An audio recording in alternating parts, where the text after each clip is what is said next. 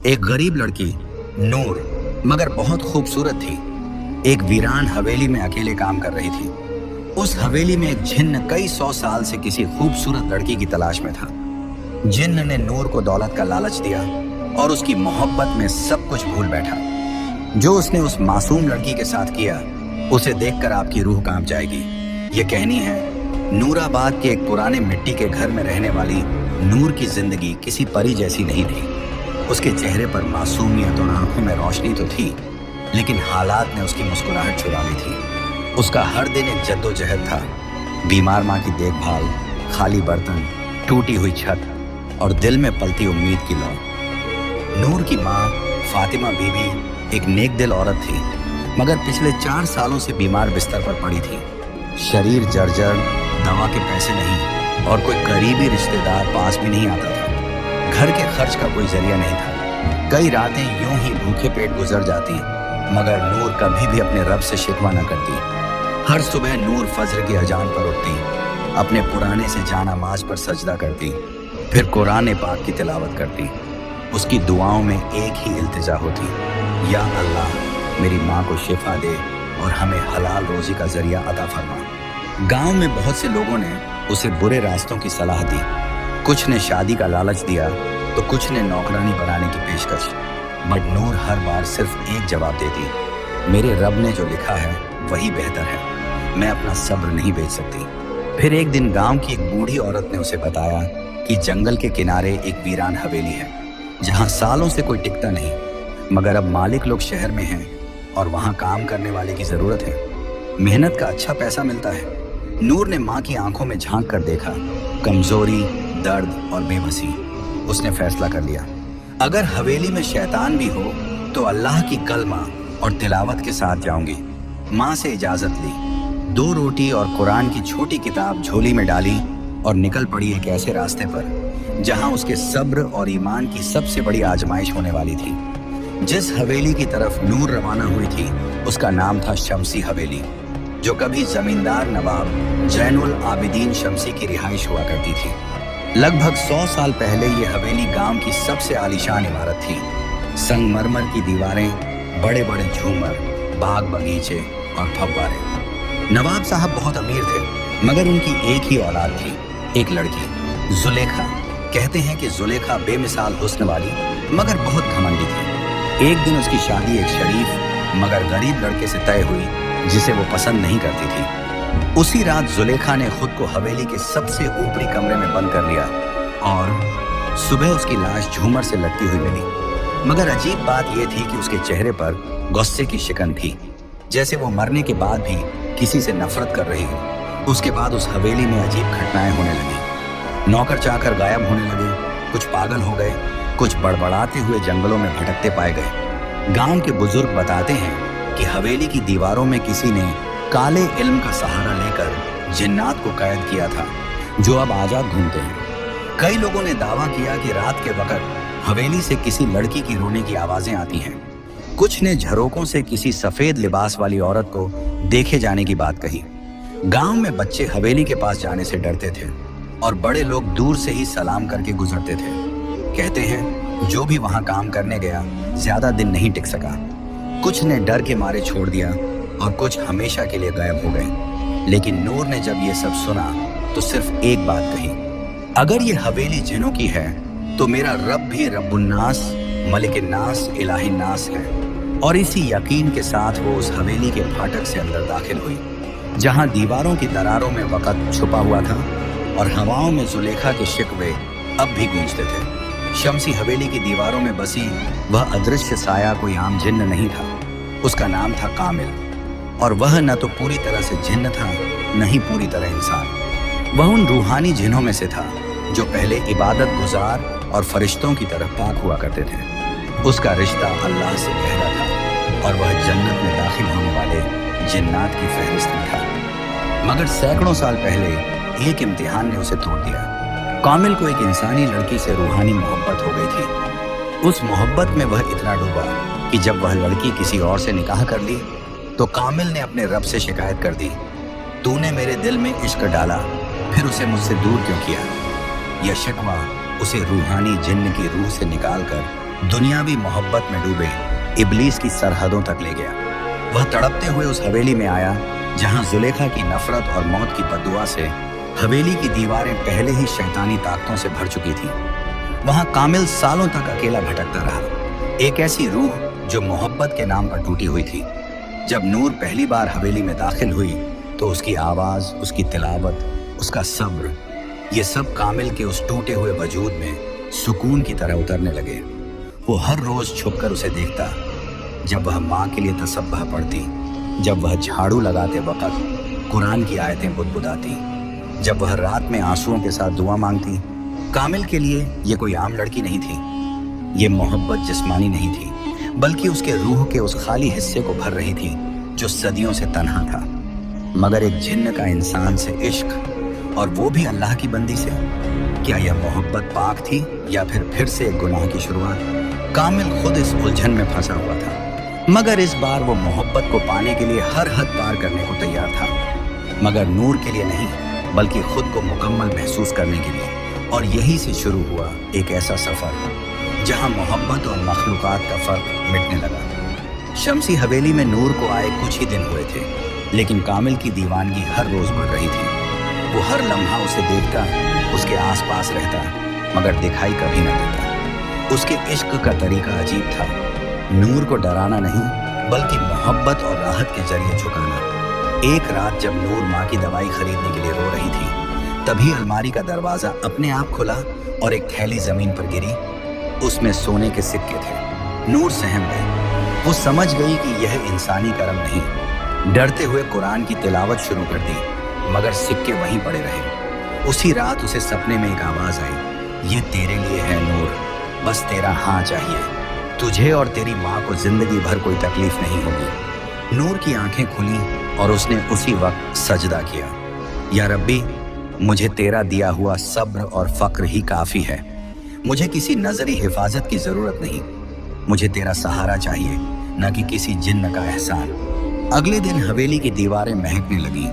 बिस्तर पर रेशमी चादरें, टेबल पर गुलाब और माँ की दवाइयाँ खुद ब खुद आ गईं। नूर ने सब कुछ हटाया, कुरान की सूरह बकराह की तिलावत की और सख्ती से कहा, अगर ये सब किसी छुपे मखलूकन की तरफ से है तो सुन ले, मैं अल्लाह की बंदी हूँ, किसी और की नहीं।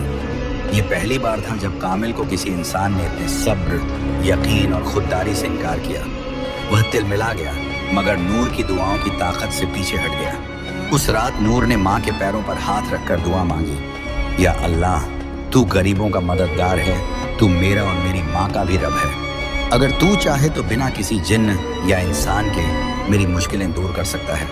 अगली सुबह गांव के एक भले इंसान हाफिज इब्राहिम साहब अचानक हवेली आए और बोले, बेटी, दिल में अजीब खिंचाव महसूस हुआ। लगा कि किसी पाक रूह को मदद की जरूरत है। नूर की आंखों में आंसू आ गए। कामिल देख रहा था और अब उसकी मोहब्बत को एक नई चुनौती मिल चुकी थी, नूर का अल्लाह पर अटूट यकीन।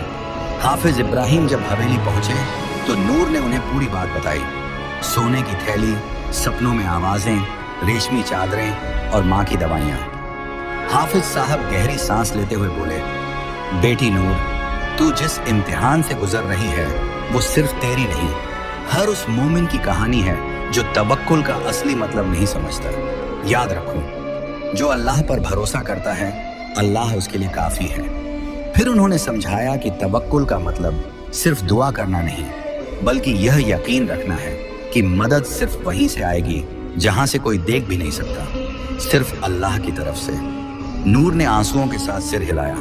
हाफिज साहब ने उसे शैतानी वसवसे से बचने का तरीका भी बताया। जब भी तुम्हें कोई अनजानी आवाज या लालच महसूस हो, औजु बिल्लाहि मिनश शैतानिर रजीम पढ़ो और सूरह फलक और सूरह नास की तिलावत करो। इन दो सूरहों को मुअव्वजातैन कहा गया है। यह हर बुराई से पनाह देती है। उसने एक छोटी सी तस्बीह नूर को दी और कहा, जब भी तुम्हें डर लगे 33 बार या हफीजु, 33 बार या मुकब्बिर पढ़ा करो। अल्लाह की हिफाजत तेरे चारों तरफ ढाल बन जाएगी। नूर ने पूछा, मगर हाफिज साहब, क्या जिन्न वाकई होते हैं? क्या वो हम इंसानों को नुकसान पहुंचा सकते हैं?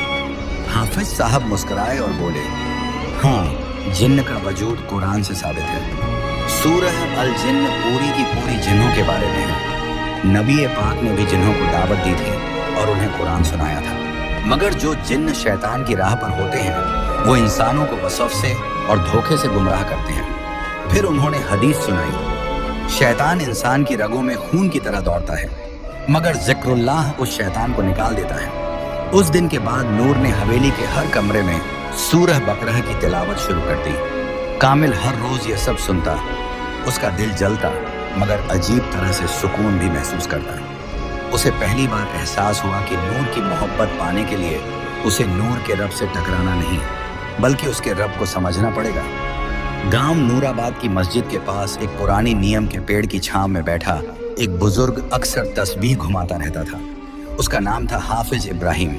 उम्र 65 साल, मगर आंखों में रोशनी और दिल में वो जज्बा था जो जवानों को भी मात दे दे। गांव में कोई बीमार हो, किसी को फातिहा पढ़वानी हो, किसी के बच्चे की तालीम की बात हो, लोग सबसे पहले हाफिज साहब को याद करते। उनका हर लफ्ज कुरान और हदीस से बंधा होता था। उनकी आवाज में ऐसी रूहानियत थी कि नूर जैसी बच्चियां उनके सामने बैठकर तिलावत सीखती और बूढ़े लोग उनकी दुआओं से राहत पाते। एक रात जब वो तहज्जुद के वक्त नमाज में मशगूल थे, उनके दिल में एक बेचैनी सी हुई, जैसे किसी पाक रूह को मदद चाहिए।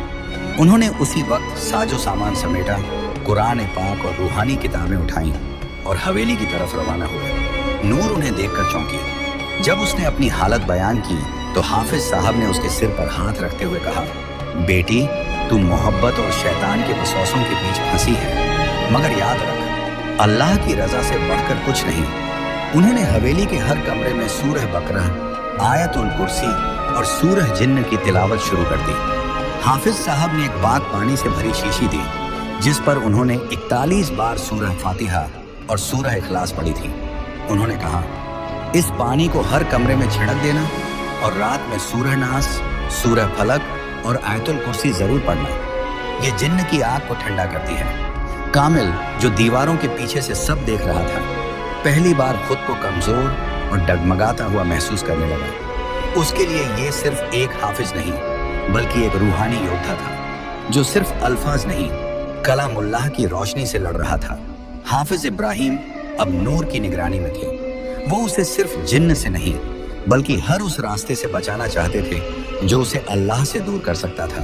उन्होंने कहा, नूर, तुझे सिर्फ जिन्न से नहीं, अपने ही नफ्स से भी लड़ना है।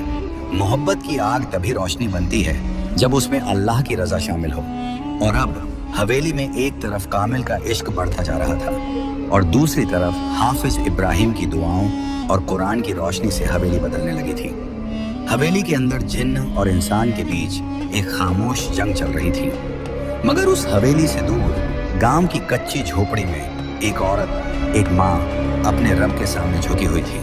फातिमा बीबी, नूर की माँ, अब भी बिस्तर पर थी, मगर उनकी रूह हर रोज तड़प रही थी। बेटी की इज्जत, उसके ईमान और उसकी तन्हा जिंदगी की चिंता उनके दिल को जला रही थी। नूर के जाने के बाद उन्होंने खाना कम कर दिया था, मगर सजदे ज्यादा। हर रात वो अल्लाह से रो रो कर कहती, या रब्बी, तू जानता है मेरी बेटी कैसी है।